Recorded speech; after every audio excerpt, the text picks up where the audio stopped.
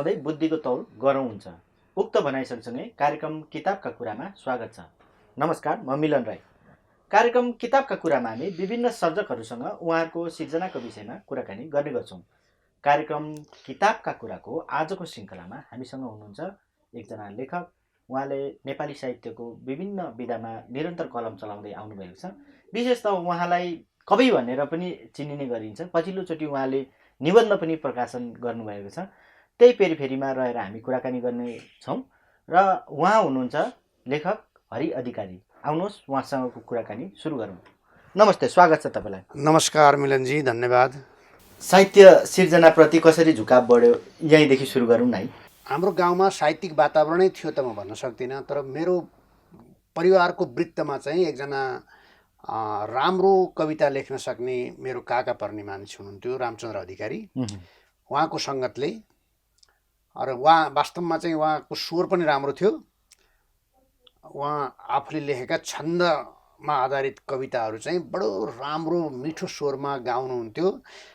अनि त्यसले चाहिँ मलाई उहाँ जस्तै राम्रो कविता, एकदमै मेरो स्वर राम्रो छैन तैपनि उहाँ जस्तै राम्रो कविता लेख्न पाए हुन्थ्यो भन्ने मलाई लागिरहन्थ्यो। मलाई लाग्छ के भने त्यो एउटा अचेतनमै मैले उहाँबाट प्रेरणा पाएर साहित्यप्रति मेरो झुकाउ पैदा भयो होला। अनि घरमा गुणरत्नमाला, भागवत कुञ्ज, के अरे भानुभक्तको रामायण जस्ता किताबहरू थिए घरमा। हाम्रो चाहिँ काकाहरू, पिताजीहरू चाहिँ त्यस्तो घरमा किताबहरू ल्याउने चलन थियो। यद्यपि त्यति बेला चलेको साहित्यिक ट्रेन्ड अनुसारको किताब होइन, अलि धार्मिक खालका किताबहरू लिएर आउनुहुन्थ्यो। त्यो पनि मैले अलिअलि हेर्न पाएँ। पछि जब म त्रिचन्द्र कलेजमा भर्ना भएँ 2024 सालमा, त्यति बेला चाहिँ म वास्तवमा साहित्यमा काम गरिरहेका, साहित्य बुझेका एकदमै पण्डितहरूको चाहिँ सङ्गतमा म एकैचोटि परेँ। मेरो गुरुहरू चाहिँ ध्रुवचन्द्र गौतम, वासुदेव त्रिपाठी, मोहन हिमांशु थापा, ठाकुर पराजुली जस्ता आफ्नो क्षेत्रमा विख्यात नेपाली भाषा साहित्य बुझ्ने पनि आफै लेख्ने पनि त्यस्तो प्रोफेसरहरूको सङ्गत परेपछि मेरो यो साहित्यप्रतिको मेरो चाहिँ जुन लगाउ छ त्यो चाहिँ एकदमै बढ्दै गयो र म आफै लेख्न पनि अभ्यास गर्न थालेँ। र हुँदाहुँदै म चाहिँ साहित्य चाहिँ मेरो जीवनको बाँच्ने आधार जस्तो भयो। म अहिले साहित्यबाट अलग भएर म आफूलाई सोच्न पनि सक्दिनँ। हालसम्म कतिवटा चाहिँ कृतिहरू सार्वजनिक गर्नुभयो? कस्ता कस्ता विषयमा चाहिँ लेख्नुभयो? हजुर, मेरो अहिलेसम्म किताबको रूपमा चाहिँ 8वटा किताब, यो सङ्कलित गद्य रचना मेरो अन्तिम रचना, अहिलेसम्मको अन्तिम रचना हो। यो कृति सहित मेरो 8वटा कृतिहरू छापिए। त्यसमा 3टा कविता सङ्ग्रह, 2टा कथा सङ्ग्रह अनि 2टा निबन्ध सङ्ग्रह। यो र अर्को एउटा 60 वर्षपछि भन्ने 69 सालमा छापिएको मेरो निबन्धहरूको सङ्ग्रह छ, यस्तै खालको त्यो। त्यसपछि कृष्णप्रसाद भट्टराई हुनुहुन्छ नि, नेपाली काङ्ग्रेसको संस्थापक नेता मध्ये एक र पूर्व प्रधानमन्त्री पनि। उहाँको जीवनमा आधारित एउटा उपन्यास मैले लेखेका थिएँ, 72 सालमा मेरो प्रकाशित भएको छ, एक्लो नायक भन्ने। कस्ता कस्ता विषयवस्तु चाहिँ लेख्न मनपर्छ तपाईँलाई खास गरी? अब यो लेखकले लेख्ने भनेको चाहिँ वास्तवमा कविता लेख्दाखेरि अलिकति आन्तरिक अनुभूतिहरूका कुरा, आफ्ना अनुभूतिका कुराहरू, आफ्ना जीवन र जगतलाई हेर्ने आफ्ना दृष्टिकोणका कुराहरू र कुनै चिजले आफूलाई झ्याप्पै छोपे प्रभावित पार्यो भने त्यसप्रतिको आफ्नो चाहिँ भाव सम्प्रेषणको माध्यम हुन्छ कविता चाहिँ। अब निबन्धहरूमा चाहिँ खास स्पेसिफिक विषयहरू हुन्छ, तर म निबन्धमा पनि यस्तै विषयमा लेख्नुपर्छ भनेर नभइकन म विविध विषयहरूमा कलम चलाउँछु। तर मैले कलम चलाउँदाखेरि विविध जेमा चलाए पनि म आफू उपस्थित हुन्छु जस्तो लाग्छ मलाई हरेक रचनामा। किनभने मैले त्यो जुन चाहिँ अन्वेषण, जुन चाहिँ अवलोकन गरिरहेको हुन्छु, मैले जुन चाहिँ अन्तर्दृष्टि दिइरहेको हुन्छु विषयवस्तुमाथि, कुनै पनि विषयमाथि, त्यसै कुरालाई मैले निबन्धमा लेख्ने हो। र मूलत भन्ने हो भनेदेखि यो जुनसुकै विधाको साहित्य पनि के हुन्छ भने तपाईँले चाहिँ त्यो लेखकले जीवन र जगतलाई हेर्ने अथवा लेखकले आफ्नो बनाएको कुनै पनि कुराको बारेमा बनाएका धारणाहरू विचारहरूको सम्प्रेषण गर्ने माध्यम हो साहित्य भनेको। पछिल्लोचोटि 2077 सालको अन्तिमतिर चाहिँ यो मेरो हातमा भएको कृति सार्वजनिक गर्नुभयो। हजुर, हरि अधिकारी सङ्कलित गद्य रचनाहरू भने विशेष त तपाईँलाई कवि भनेर बढी चिनिने गरिन्छ। हजुर, म आफू पनि वास्तवमा मलाई कसैले सोध्यो भने तपाईँको प्रिय विधा के हो भनेर भने मेरो प्रिय विधा कविता हो। र म आफूलाई अरू विधामा कलम चलाए नि म आफूलाई कवि भन्न मन पराउँछु, त्यो सही कुरा हो। यो गद्य रचना मैले सरस्वती पढ्दाखेरि यहाँ चाहिँ मिश्रित विषयमा लेख्नु भएको छ होइन, एउटै विषयमा छैन होइन। यो मिश्रित विषयवस्तु सबै कुरा चाहिँ एकै ठाउँमा हाल्नुपर्छ भन्ने चाहिँ कसरी लाग्यो? त्यस्तो होइन, तपाईँको के भने यी निबन्धहरू एकैचोटि एक झमटमा यो विषय अलग अलग विषयमा म लेख्छु भनेर प्लानिङका साथ रचना गरिएका होइनन्। यी निबन्धहरू कहिले कुनै निबन्धहरू धेरै वर्ष अगाडि छापिया निबन्धहरू छन्। एउटा निबन्ध तपाईँको चाहिँ भैरव अर्याल बितेको बेलाको एउटा निबन्ध पनि छ, जुन चाहिँ भैरव अर्याल बितेको 33 सालमा है। त्यस कारणले चाहिँ मलाई जुन विषयलाई छोयो, जुन विषयमा मलाई लेख्नु जस्तो मन लाग्यो अथवा जुन विषयलाई मैले अभिलेखमा मेरा निबन्धहरू मार्फत अब साहित्यको अभिलेखमा ल्याउनुपर्छ भन्ने मलाई लाग्यो, त्यस्तो विषयमा लेखेको हुनाले र अब एउटा कान्तिपुर कोसेलीको संयोजक दीपक सापकोटाले नदीहरूको बारेमा एउटा लेखिदिनु पर्यो दाइले, नदीको कथा लेखिदिनु पर्यो भनेर चाहिँ मैले नदीको कथामा हाम्रो नेपालको सप्तगण्डकी नदीको बारेमा, कालीगण्डकी नदीको बारेमा मैले लेखेँ। अब यसरी कसैको अनुरोधमा पनि लेखिएको छ। अब भारतको चाहिँ ठुलो कवि राहत इन्दौरी बितेपछि उनको गजल मैले सुनिरहेको, उनका गीतहरू सुनिरहेको, उनका कविता सुनिरहेको, मलाई त्यो घट परे मान्छे भएको हुनाले मैले उनको डेथ भएको हुनाले लेखेँ। त्यस कारणले यो विविध विषय चाहिँ स्वतः विविध विषय हुन्छ। अथवा कोही चाहिँ साइन्स फिक्सन लेख्ने भयो भनेदेखि साइन्स फिक्सन मात्रै लेख्ला। यहाँ त निबन्ध मात्रै नभएर यात्रा संस्मरणहरू जस्तो पनि देखिन्छ। त्यो मैले भनिहालेँ विविध विषयको छ। यो यात्रा संस्मरणको पनि एउटा कथा छ। के भयो भनेदेखि मैले यात्रा संस्मरण अहिलेसम्म लेखेको छैन। यद्यपि म नेपाली लेखकहरूमध्ये धेरै ठाउँ घुमेको मान्छे हुँला, म के त्यो ह्यान्डफुल अफ त्यस्तो घुम्ने मान्छे मध्ये म पर्छु होला, तर मैले यात्रा संस्मरण लेखेको थिएन। यो एनआरएनवालाहरूको त्यो भाषा साहित्य सम्पदा चाहिँ समितिले यो नियात्रा सङ्ग्रह निकाल्न खोजेको छ धेरै हिँडिरहेको नेपाली लेखकहरूको, र उनले मलाई चाहिँ अनुरोध गरे हुनाले, त्यो खास गरी महेश्वर पन्त भन्ने त्यसको एकजना सम्पादकले अनुरोध गरे हुनाले मैले ल अनुरोध पनि भइहाल्यो। मैले नलेखेको विधा भए पनि म लेख्छु भनेर 98मा म पोर्चुगल गएको थिएँ। त्यसलाई सम्झिएर त्यहाँ फेरि अलि रोचक कुराहरू नि भएको छन्, तपाईँले त पढ्नुभयो भने इन्ट्रेस्टिङ छ त्यो मैले लेखेँ। र अहिलेसम्ममा मैले लेखेको नियात्रा चाहिँ त्यही एउटा मात्रै हो। यात्रा निबन्ध भन्नुहोस् अथवा नियात्रा भन्नुहोस्, त्यो एउटा मात्रै हो। तपाईँको यो निबन्ध सङ्ग्रहको पहिलो निबन्ध चाहिँ के छ भने शीर्षक असीमित अवसरहरूको देशमा एक जोडी नेपाली, अमेरिकाको सन्दर्भ कोट्याउनु भएको छ। आफ्नै बारेमा लेख्नु। त्यो जोडी चाहिँ मेरो छोरा बुहारी हुन्। सुन्दर, पढ्दा रमाइलो पनि छ। हजुर, परिवेश यसो कल्पना गरिन्छ, नोस्टाल्जिक हुन्छ होइन।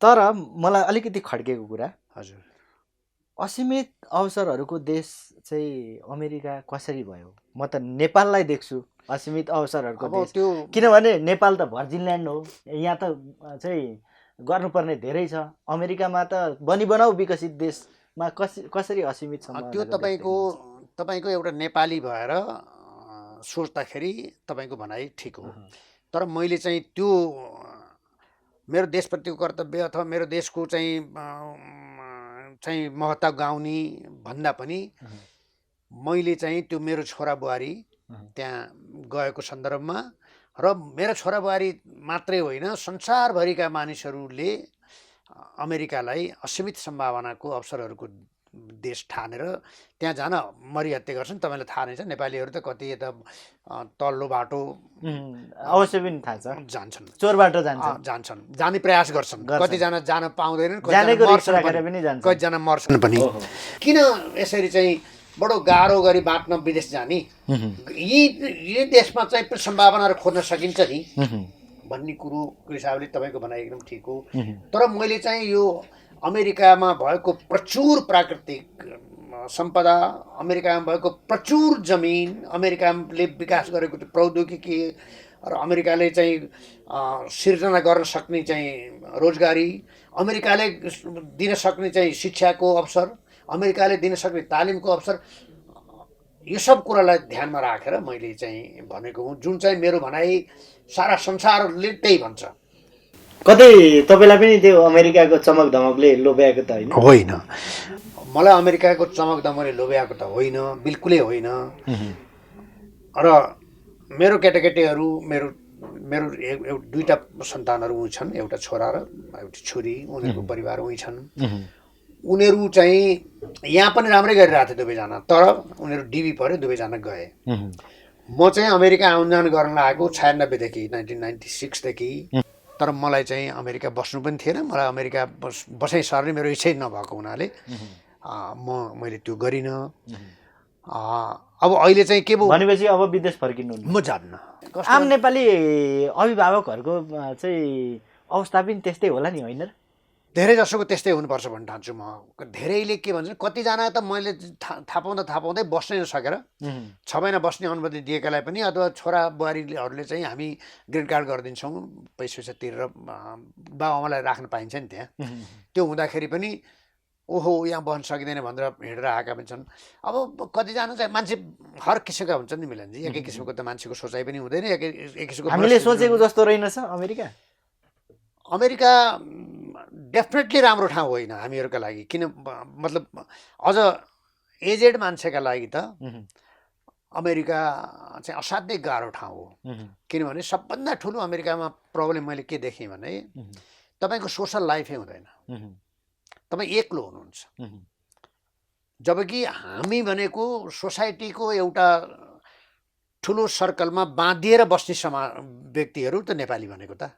नेपाली भनेको कस्तो जात हो भन्दाखेरि, म कहिलेकाहीँ हाम्रो घरमा नि कुरा गर्छु, तपाईँको घरमा मिठो चोखो पाक्यो भनेदेखि तपाईँ चाहिँ गाउँभरिमा 4-5वटा घरलाई दिनुहुन्छ। अवश्य पनि तपाईँले एउटा चाहिँ तपाईँको टोलमा, कुनै टोलमा, काठमाडौँको कुनै टोलमा तपाईँले बिहा गर्नुभएको छ, त्यो टोलैभरिका मान्छेको तपाईँ ज्वाइँ हुनुहुन्छ। यो हाम्रो नेपाली समाज भने त्यस्तो यो सामाजिक बन्धनले बाँधिएको, आपसी सौहार्दमा बाँधिएको समाज हो। त्यो समाजमा हुर्किएको मान्छे त्यहाँ अमेरिकामा गएर एउटा कोठामा छोरा बुहारीले अथवा नाति नातिनाले चाहिँ दया गरेर कतै लगिदिए भनेदेखि जान पाउने, नत्र जान नसक्ने। किनभने अमेरिकामा चाहिँ सबै ठाउँमा सार्वजनिक यातायातको सुविधा छैन, आफ्नो गाडी भएन र आफूले ड्राइभ नगर्ने हो भनेदेखि तपाईँको चाहिँ मोबिलिटी यति सीमित हुन्छ। तपाईँ चाहिँ एक किसिमले साँच्चै भनौँ भनेदेखि छोरा बुहारी अथवा चाहिँ ज्वाइँ, कसको छोरी ज्वाइँको घरमा तपाईँ चाहिँ एउटा चाहिँ राम्ररी हेरचाह गरेर राख्यो कैदी भन्नुहुन्छ। मैले विषयान्तर गरेँ है। हजुर प्लिज। निबन्ध सङ्ग्रहभित्र मोहन विक्रम सिंह, गणेशमान सिंह जस्ता चाहिँ नेताहरू को विषयमा पनि लेख्नु भएको छ। हजुर, एकदम नजिकबाट चिने जस्तो चाहिँ चिनाउनु भएको छ। हजुर, होइन? अनि यो राजनीतिक परिवेशका मान्छेहरू सँगको नजिकको चिनाइ हेर्दाखेरि तपाईँ पनि कुनै बेला राजनीतिक कर्मी हुनुहुन्थ्यो भन्ने लाग्छ, होइन? तर राजनीतिलाई नै किन लामो समयसम्म कन्टिन्यू राख्न चाहिँ? अब एउटा के भने हरेक प्राणी, हरेक मान्छे चाहिँ out and out political animal हुन्छ भन्ने एउटा अङ्ग्रेजहरूले भन्छन्। Every individual is out and out political animal भन्ने एउटा भनाइ छ।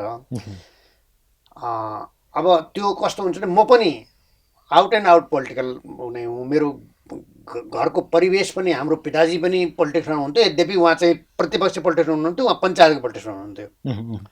सुधारिएको पञ्चायत कि बहुदलीय प्रणाली भन्नेको बिचमा राष्ट्रिय जनमत सङ्ग्रह गराए।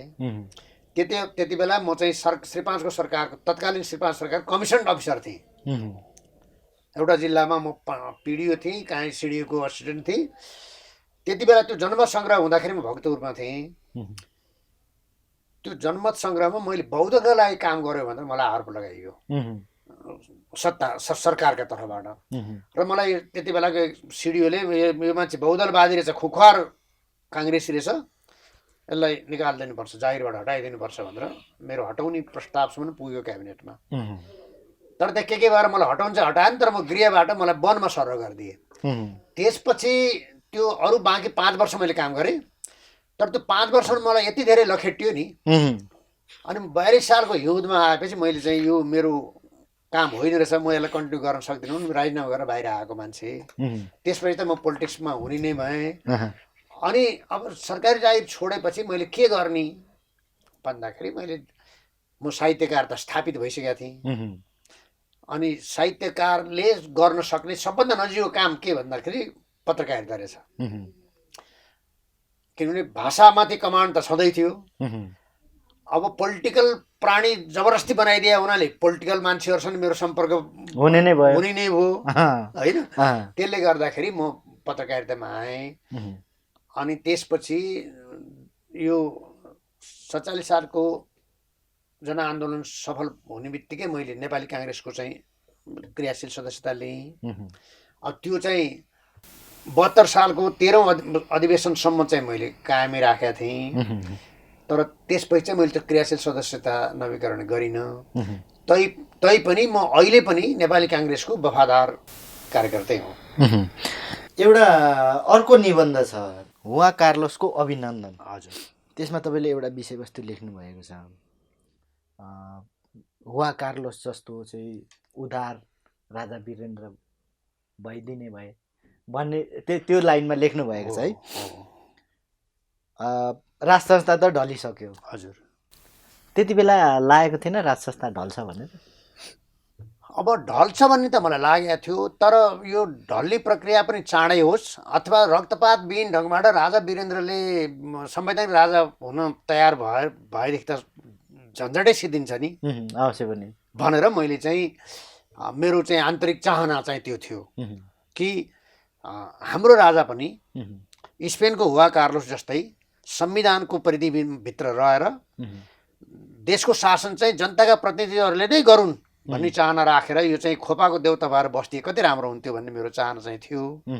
सेरेमोनियल किङ जस्तो होइन, सेरेमोनियल किङ नै होस् यो।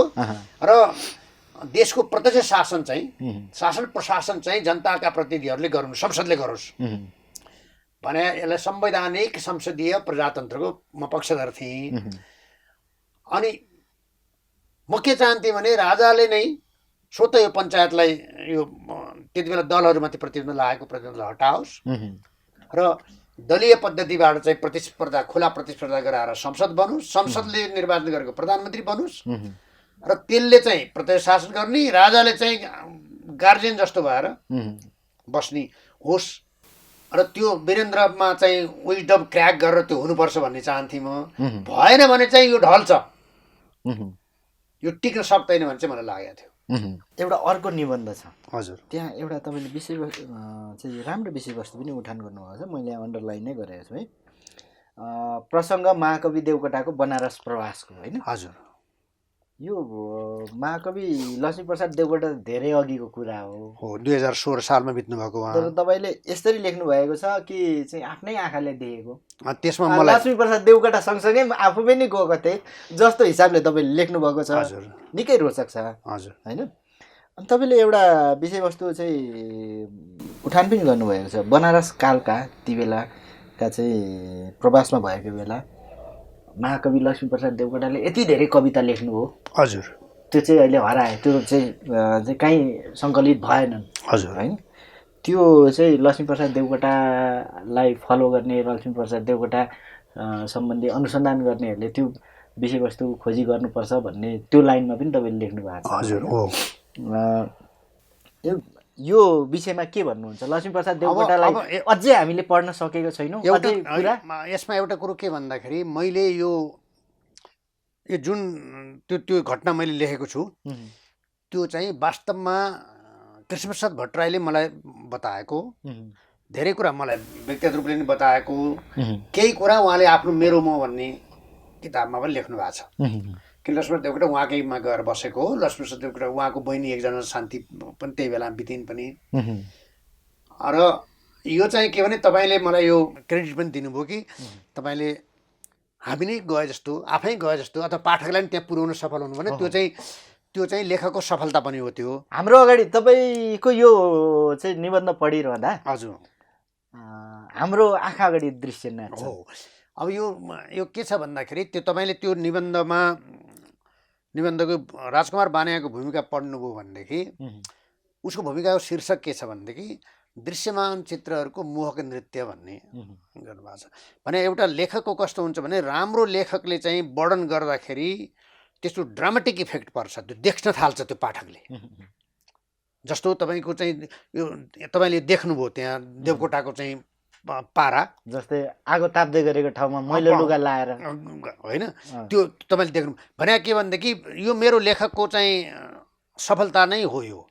किनभने मैले त्यो ड्रामाटिक इफेक्ट पहिला गर्न सकेँ।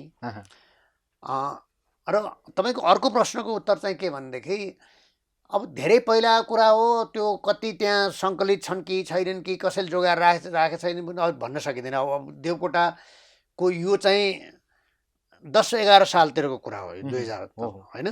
अब देवकोटा बितेकै अहिले 16 सालमा 62 वर्ष उहाँ बित्नु भएको नै।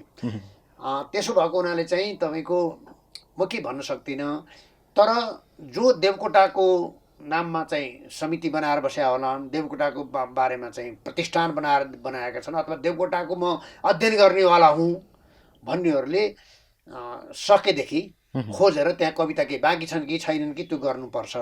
अब देवकोटाको बारेमा अर्को एउटा कुरा के भने त्यो त टाढाको कुरा बनाएर नेपालभित्रै पनि देवकोटाले लेखेको कुराहरू अझ कसै कहाँ कोही भन्छन् श्यामदास वैष्णव कहाँ छ भन्छ कि श्यामदास वैष्णवलाई उहाँले डिक्टेट गराइदिनु हुँदो रहेछ कि उहाँले भन्नुहुँदैन श्यामदास वैष्णव लेख्दा रहेछन् भन्ने छन्। त्यो खोजी गरेर यदि छन् भने, छैनन् भने नि भइगयो, जति जे उहाँको छापियो त्यो भयो। छन् भने त्यो सङ्कलन गरेर छाप्नु त राम्रो कुरा हो नि, मलाई त्यो गर्नुपर्छ भन्ने लाग्छ मलाई। कार्यक्रमको अन्तिमतिर छौँ हजुर। विशेष त परिचय कवि नै भनेर चाहिँ हजुरलाई चिनिने गरिन्छ हजुरलाई। हजुर हजुर। कविता त नसुन्नी त भएन नि त, श्रोताहरूलाई एउटा सुनाइदिनुहुन्छ आफ्नो रचना पनि। नेपाली समाजको विभिन्न अवस्थामा रहेका महिलाहरूको बारेमा मैले कविता लेखेका छु, स्त्रीहरूको बारेमा। सम्भवतः मैले दाबी पनि गरे हुन्छ होला कि नेपाली स्त्रीहरूको विविध रूपलाई सबैभन्दा बढी लेख्ने मै होला। अब त्यो चाहिँ अहिले भ्याइँदैन, तर म अहिले एउटा चाहिँ स्त्रीहरू जस्तै अकिञ्चन अलिक कमजोर मानिसहरूको बारेमा नि मैले काफी कविता लेखेका छु। त्यो मध्ये म एउटा कविता चाहिँ सानो सहरका साना मान्छेहरू भन्ने नोबडीजहरूको कथा हो यो। जनताको पनि हामी अकिञ्चन भन्छौँ नि, दिनहीन भन्छौँ अथवा तपाईँको अहिलेको चल्तीको भाषामा सबाल्टर्न भन्छन् नि, त्यस्तोको कविता हो यो। सानो सहरका साना मान्छेहरू। सानो सहरका साना मान्छेहरू मसिना हुन्छन् अभिलाषा तिनका, देख्छन् सपना भाँचिएका कुच्चिएका टुक्रा टाक्री, मुठारिएको पखेटाले उड्न खोज्छन् सक्दैनन्, पछारिन्छन् र आफ्नै मुटु वरिपरि रुमल्लिरहन्छन्। साना सहरका साना मान्छेहरू। सानो सहरका साना मान्छेहरू साना साना सुखका टुक्राहरूलाई खोजिरहेका हुन्छन्। कति मिठो। हाट बजारमा, मेला जात्रामा हिँड्दा हिँड्दै सधैँ सुस्ताउने गरेको बरको छारीमा र भेटे पछि प्रणाम गर्ने गरेको मानिसको नजरमा। आफू जस्तै सानो मान्छेको निम्तोमा भक्कुमार मातेर एकैछिन भए पनि आफ्नो मालिक आफै भएर। सानो सहरका साना मान्छेहरू विपनाका कठोर चट्टानहरूलाई बेहोसीको कुमले फुटाल्न खोज्छन्। सुन्दर। चुइएको झुपडी, फाटेको चोलोबाट च्याउने स्त्रीको छाती, पोलियोग्रस्त सन्तान, धेरै ऋण, शून्य धन र हताश मन, यी सबैमाथि गहिरो तन्द्राको च्यादर ओढाइदिएर यी साना कमजोर तर बाँच्न सिपालु मान्छेहरू निर्धक्क निधाउन सक्छन्। साना सहरका साना मान्छेहरू। अवश्य पनि सुन्दर कविता सुनाउनु भयो। Thank you. अर्को कुरा तपाईँको कविता भन्ने शैलीको पनि म फ्यान भएँ। कार्यक्रममा समय दिनुभयो, धेरै धेरै धन्यवाद। ल तपाईँलाई पनि धन्यवाद मिलनजी। म जहाँ जाँदै एउटा कुरा के भनौँ भने म चाहिँ यो पब्लिसिटी स्याब्बी छैन, म पब्लिसिटीसँग साई नै छु। मलाई आफ्नो चाहिँ यो गराउन ओर्न मलाई त्यस्तो रुचि लाग्दैन, मेरो चाहिँ स्वभावले पनि दिँदैन। त्यस कारणले म कमभन्दा कम चाहिँ मिडियामा आउने मान्छे मध्ये एउटा हुँ। छापिने हिसाबले होइन, यो यसो यो हिसाब आफ्नो कार्यक्रममा भाग लिने हिसाबले त्यस्तो मान्छेलाई तपाईँले खोजेर बोलाएर यहाँ मेरा दुई चार कुरा राख्ने मौका दिनुभयो नेपाली दर्शक श्रोताहरूलाई का अगाडि। त्यसका लागि म तपाईँलाई तहे दिल से धन्यवाद दिन्छु। कार्यक्रम किताबका कुराको आजको श्रृङ्खलामा हामीसँग हुनुहुन्थ्यो कवि लेखक हरि अधिकारी। कार्यक्रम किताबका कुराको अर्को श्रृङ्खला लिएर अर्को साता आउने नै छौँ। त्यति बेलासम्म हेर्दै गर्नुहोला जनता टेलिभिजन र सुन्दै गर्नुहोला रेडियो जनता 89.1 मेगाहर्ज। हस्त धन्यवाद, नमस्ते।